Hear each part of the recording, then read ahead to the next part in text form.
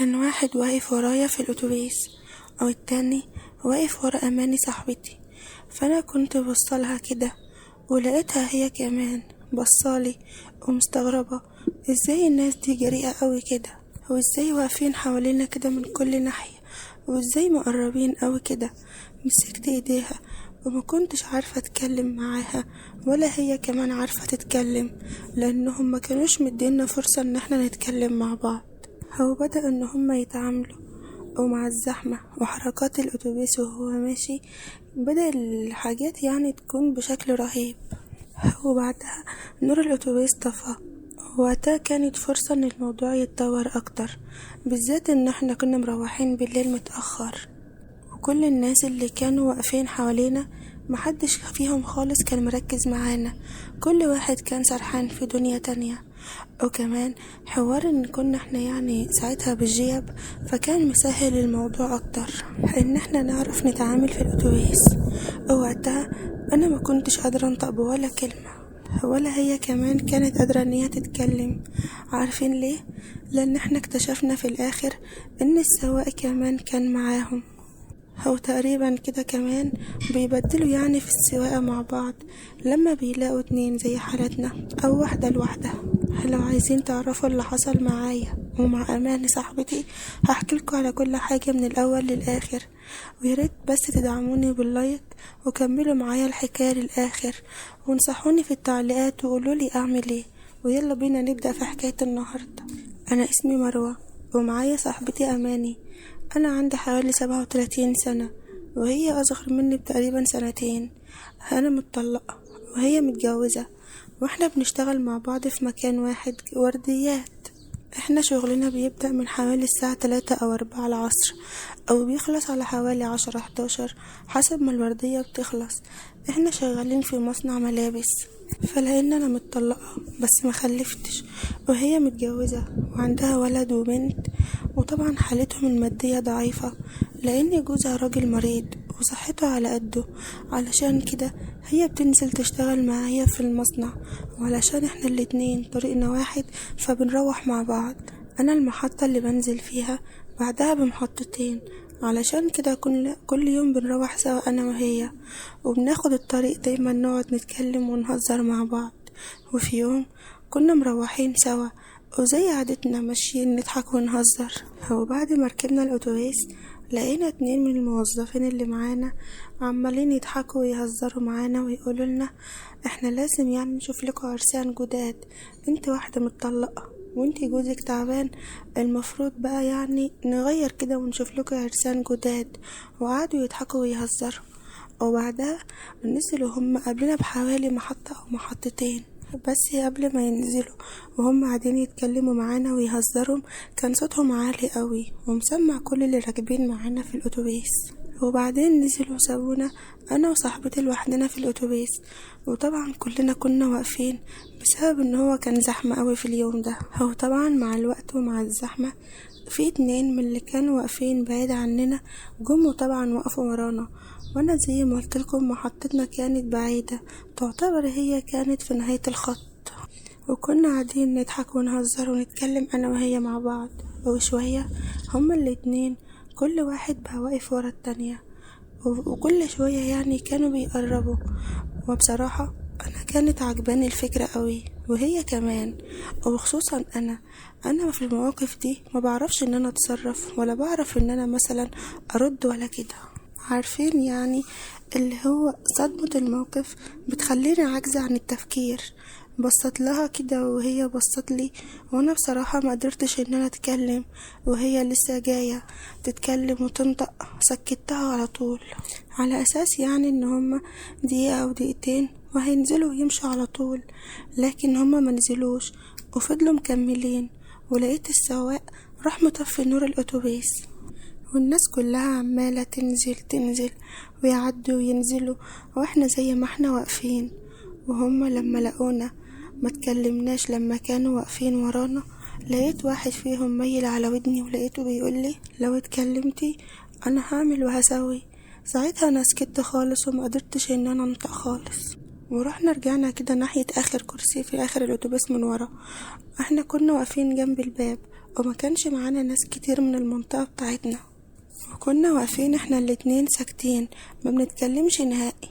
وبدأوا يعني ان هما يتعاملوا، وزي ما قلتلكم ان السواق كان قافل النور، وكانوا كل شوية يتكلموا مع بعض بحيث ان هما يبينوا للناس ان كل واحدة واقفة وراها جوزها علشان محدش ياخد باله. فاهميني طبعا. المهم ان احنا الاتنين كنا ماسكين ايد بعض انا وهي، انا واماني، والايد التانية كانت ساندة على الكرسي. فضلنا على كده بقى شوية وهما كمان كانوا واقفين، وبعدها لقيت ايديهم بدأت ان هي تتحرك وتحاول ان هي تشد، يعني اكيد طبعا انتوا فاهميني.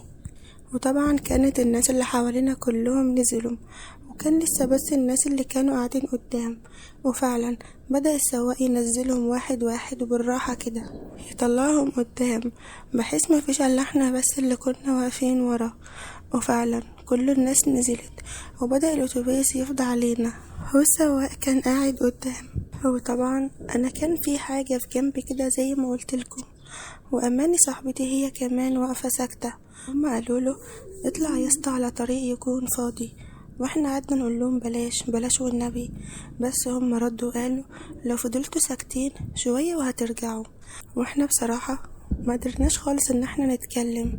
ولقيت اماني صاحبتي بتقولي بقولك ايه، ما تيجي نصرخ. قلت لها اسكتي، هو انت مش شايفة الطريق اللي دخل عليه عامل ازاي؟ ده مفيش اي حد موجود هنا خالص، ده احنا هندخل جوه الصحراء، او ساعتها ممكن انا وانت ما نرجعش خالص. فهي كمان سكتت، هو ما اتكلمتش، وكل اللي كانوا بيقول عليه كنا بنعمله، لحد ما بدأ معايا الأولاني كل اللي كان يقول عليه كنت بعمله. طبعا بعد ما شالوا كل حاجة لقيتهم بيقولوا ريحوا بقى على الكرسي ده علشان يعني الموضوع يكون أسهل وأحسن. وبدأ إن هم يعملوا كل حاجة كأنهم أول مرة يشوفوا الحاجة ديت. أنا طبعا في الأول كنت مستاءة ومتضايقة من كل اللي بيحصل، وطبعا أماني هي كمان كانت زعلانة وعمالة بتعيط، بس أنا سكتها علشان يعني ما تلفتش نظر حد ولا حد ياخد باله. واستمرينا على كده حوالي تلت ساعة أو نص ساعة تقريبا، يعني في الحدود دي. وبعد كده لقيت السواق جاي هو كمان بعد ما كنا احنا خلاص انتهينا، علشان كده بقولكم هما كانوا مع بعض. المهم لقيته هو كمان جاي وابتدى ان هو يقرب، وابتدى ان هو يعمل اكتر من حاجة. المهم علشان ما طولش عليكم، كنا في النهاية احنا الاتنين مش قادرين نتحرك، خدونا ووصلونا لأقرب محطة وسابونا هناك. بس قبل ما يمشي لقيتهم بيقولوا لو فتحتوا بقكم احنا هنعرف ازاي نجيبكم وهنلاقيكم بكل سهولة. ومشيوا بسرعة، بس هي كانت عمالة بتعيط وبتقول انا هقول لجوزي على كل حاجة وهعمل وهسوي، بس انا قلت لها اوعي تنطيب اي كلمة لحد ما نتقابل بكرة في الشغل ونشوف هنعمل ايه. وروحت بيتي في اليوم ده ما بين اني كنت مبسوطة وبين ما كنت زعلانة من اللي حصل، لان انا من زمان قوي مش قادرة اقول لكم من قد ايه ما عملتش الموضوع ده.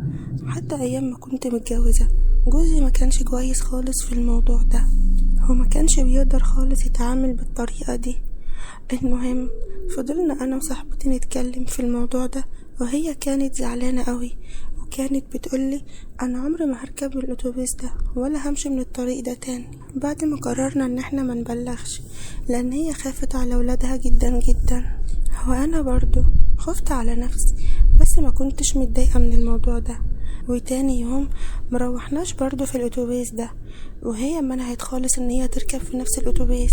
وبعد حوالي 10 ايام او 11 يوم لقيت رجليا واخداني لنفس المحطة، وجيت اركب اتوبيس ما لقيتش هو نفس السواق وما ركبتش. كنت قلقانة من نفسي قوي ومتضايقة من اللي انا بعمله، بس برضو كنت بدور عليهم لحد ما لقيت نفس السواق. بعد ما وقفت حوالي ساعة بدور عليهم وركبت الاتوبيس بسرعة، وعينيا برضو بتدور عليهم في كل مكان. بس الغريب ان انا لقيت واحد فيهم فعلا اللي كان مع اماني صاحبتي، لقيته قاعد في الاتوبيس. لقيته ساعة ما شافني جه وقف جنبي كده وانا ابتسمت له، هو ابتسم لي، ولقيته بيقول لي ها نروح نفس المكان ولا مكان تاني؟ بس انا رديت عليه وقلتله اللي يعجبك. ورحنا نفس المكان، مش نفسه قوي يعني، كان مكان قريب منه، ولقيتهم هما الاتنين هناك، ونفس الكلام حصل نفسه هو، بس هما الاتنين المرة دي كانوا تقريبا كده بيبدلوا مع بعض. وانا كنت مبسوطة جدا من اللي حاصل، ما كنتش زعلانة. وبعد ما الموضوع خلص، بعد تقريبا حوالي ساعة ونص ساعة،